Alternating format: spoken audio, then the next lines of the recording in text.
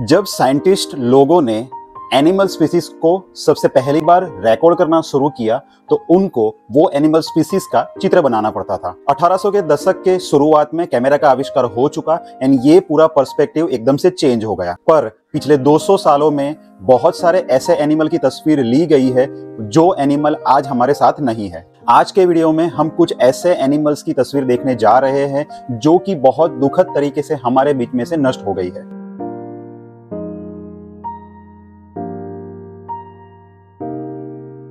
टूला के वॉलबी दक्षिण पूर्वी ऑस्ट्रेलिया में कांगारू जैसी दिखने वाली एक स्पीसीज थी। ये खूबसूरत स्पीसीज का 1824 में वर्णन किया गया था, बट मानव विस्तार बढ़ने की वजह से ये स्पीसीज 1920 तक बहुत ही कम हो गई। प्रजाति को बचाने के लिए यही एनिमल में से 14 को ब्रीडिंग प्रोग्राम के लिए चूज किया गया। दुख की बात तो ये है कि 14 में से जब पकड़ना चालू किया तब केवल सिर्फ 4 ही जू तक पहुंच पाए। 1924 में ये एनिमल को आधिकारिक तौर पे जंगल में देखा गया था। ये लास्ट फोटो है ये टूला के वॉलबी की, जो कि जू में ली गई थी एंड वो भी एक मादा बची हुई थी।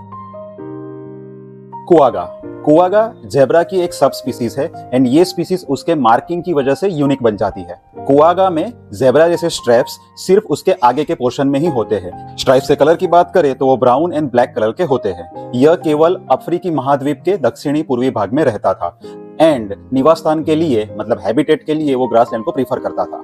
डच एंड ब्रिटिश कॉलोनाइजेशन के टाइम में इसका बहुत ही बेरहमी से शिकार होना स्टार्ट हुआ क्योंकि डच एंड ब्रिटिशर को ऐसा लगा था कि ये बहुत अधिक मात्रा में है। ये कुआगा की लास्ट तस्वीर जो कि एम्स्टर्डम के जू में ली गई थी। पैसेंजर पिजन शायद सबसे प्रतिष्ठित अमेरिकी विलुप्त होने वाली स्पीसीज, जो कि वर्णन करने के बाद कुछ ही दशकों में विलुप्त हो गई। यूरोपियन निवासियों के द्वारा उत्तरी अमेरिका के जंगलों को सफाया किया गया एंड ये सबसे बड़ा रीजन था कि ये पैसेंजर पिजन की मात्रा संख्या कम होती गई। ये है मार्था, जो कि है आखिरी पैसेंजर पिजन एंड इसकी फोटो 1914 में ली गई थी। Carolina parakeet same passenger pigeon के जैसा ही बहुत ही प्रसिद्ध अमेरिकी विलुप्त होने वाली जाति है। ये पंछी बहुत ही मिलनसार होते थे एंड ये उनके खाने में फलों एंड बीजों का सेवन करते थे। कोकोलैबर्स के बीज टॉक्सिक होते थे एंड ये पंछी मतलब ये कैरोलिना पैराकिट इसका सेवन करते थे, जिसकी वजह से ये कैरोलिना पैराकिट खुद टॉक्सिक बन जाते थे एंड वे उनको रक्षण देता था, वे उनको प्रोटेक्ट करता था, जिससे कि घरेलू शिकार जैसे कि बिल्ली हो गया, कुत्ता हो गया, उनका सेवन ना कर जाए, मतलब वो उनका शिकार ना बन जाए। एविडेंस से ये भी पता चला है कि ये स्पीसीज लास्ट हिम युग के बाद मतलब लास्ट आइस एज के बाद धीरे धीरे कम हो गई। उनका नियमित शिकार भी हुआ जाता था क्योंकि उनके पंख बहुत ही खूबसूरत होते थे एंड ब्रिटिश लोग वो पंखों को अपनी हैट में लगाते थे। 1896 में इनका एक हेल्दी पॉपुलेशन भी देखा गया जो कि प्रजनन करता था एंड संतान भी उत्पन्न करता था, बट ये सिलसिला सिर्फ 1904 तक ही चला। कैरोलिना पैराकिट की यह तस्वीर 1900 की है एंड इसका नाम इंकास था। सरप्राइजिंगली ये इंकास को भी वही पिंजरे में रखा गया था कि जिसमें मार्था को रखा गया था, मतलब आखिरी पैसेंजर पिजन। तो ये पिंजरा आखिरी पैसेंजर पिजन एंड आखिरी कैरोलिना पैराकिट का साक्ष्य बना।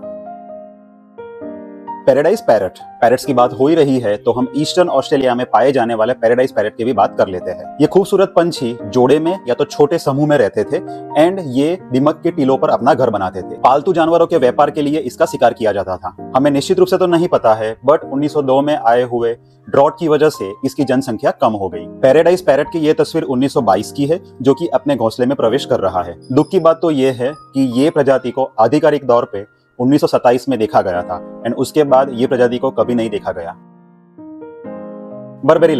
बर्बेरी लायन को अफ्रीकन लायन की एक सब स्पीसीज माना जाता था जो उत्तरी अफ्रीका के रेगिस्तान में रहता था। मानव सभ्यता के द्वारा ये लायन स्पीसीज को बहुत ही सताया गया है। ये वही लायन है जिसको प्राचीन रोम में लड़ाई के दौरान यूज किया जाता था। ये वही लायन है जिसका जिक्र बाइबल एंड कुरान में भी किया गया है। ये सब के बावजूद ये लायन 20वीं सदी तक बने रहे। फिर क्षेत्र में लगने वाली आग की वजह से एंड ये लायन के ऊपर रखने वाले इनाम की वजह से उनका शिकार होना शुरू हुआ। किसी इंसान ने एटलास पर्वत के ऊपर उड़ान के टाइम ये एक फोटो क्लिक की थी एंड संभवतः ये बर्बेरी लायन की आखिरी फोटो मानी जाती है, लेकिन ये उपजाति को अभी विलुप्त मानी नहीं जाती है। हाल में आनुवंशिक शोध से पता चला है कि बर्बेरी लायन वास्तव में उत्तरी अमेरिका, दक्षिणी यूरोप और एशिया के मध्य पूर्व भागों में मौजूद लायन का एक समूह ही है एंड आज एशियाटिक लायन की बहुत ही छोटी आबादी भारत में मौजूद है। Caribbean monk seal. Caribbean monk seal Mexico की खाड़ी में रहने वाली एक मूल निवासी प्रजाति थी। यह स्पीसीज बहुत ही कॉमन हुआ करती थी। यह स्पीसीज कभी कभी 30 के समूह में भी दिखी गई है। उनका फूड फिश था एंड उनको इंसानों के आजू बाजू घूमना अच्छा लगता था। ये सभी फैक्टर उनकी प्रजाति के विलुप्त होने के मेन कारण बने। जमीन पर ये सील पर आसानी से हमला किया जाता था उनका शिकार करने के लिए। उनका प्राथमिक शिकार उनके ब्लैडर में से पैदा होने वाला ऑयल के लिए किया जाता था। 1850 के दशक में ये सील का इतना सारा शिकार हो गया कि उनका मिलना नामुमकिन हो गया। यह तस्वीर ये प्रजाति की आखिरी तस्वीर है जो कि हमें न्यूयॉर्क के एक बड़े से एक्वेरियम से मिली है। 1952 में ये प्रजाति को कोलंबिया के तट पे देखी गई है, बट इसके बाद ये प्रजाति को कहीं पर देखा नहीं गया है। The golden toad. Golden toad सिर्फ कोस्टा रिका के वर्षा वनों में पाए जाते हैं। इनकी खोज 1966 में की गई थी। प्रजनन मौसम के दौरान ये गोल्डन टोड अच्छी खासी तादाद में इकट्ठा होते थे। यह पिक्चर ये प्रजाति का हेल्दी गैदरिंग में से एक पिक्चर है। 1988 में दुर्भाग्यवश वैज्ञानिकों ने सिर्फ 10 से 11 टोड को ही रिकॉर्ड किया। 1989 में उन्होंने सिर्फ एक टोड को देखा, वो भी एक नर टोड था। यह स्पीसीज की खोज 90 के दशक में चालू हुई एंड 2004 तक चली एंड 2004 के बाद यह स्पीसीज को विलुप्त घोषित किया गया। यह स्पीसीज का विलुप्त होने का मेन रीजन ये कोस्टा रिका के जंगलों में पाए जाने वाली एम्फीबियन क्रीटी फंगस थी। यह फंगस ये टोड का सिस्टम बंद कर देती थी, जिसकी वजह से वो कुछ कर नहीं पाते थे एंड उनकी डेथ हो जाती थी।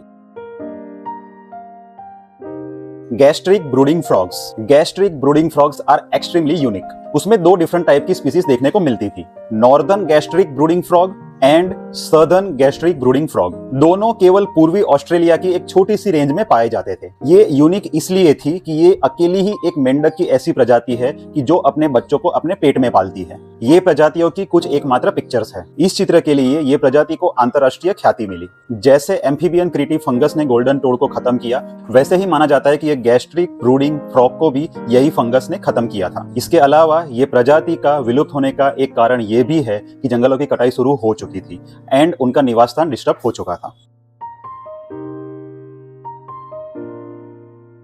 फ्रेंड्स, आपने देखा कि मैंने कुछ एनिमल्स की इंफॉर्मेशन दी आपको जो कि लास्ट 200 साल में विलुप्त हुए हैं। फ्रेंड्स, कोई रीजन नेचुरल है एंड कोई रीजन मैन मेड है। हालांकि अगर हम रेशियो निकालने जाएंगे तो मैन मेड रीजन ज्यादा है। तो हमें यह ध्यान रखना है कि हम क्या कोई एनिमल स्पीसीज को बाधा रूप बनते हैं कि नहीं बनते हैं। उम्मीद है फ्रेंड्स आपको यह हमारा वीडियो पसंद आया होगा। वीडियो पसंद आया तो वीडियो को लाइक कीजिए, शेयर कीजिए और हमारे चैनल को सब्सक्राइब कीजिए।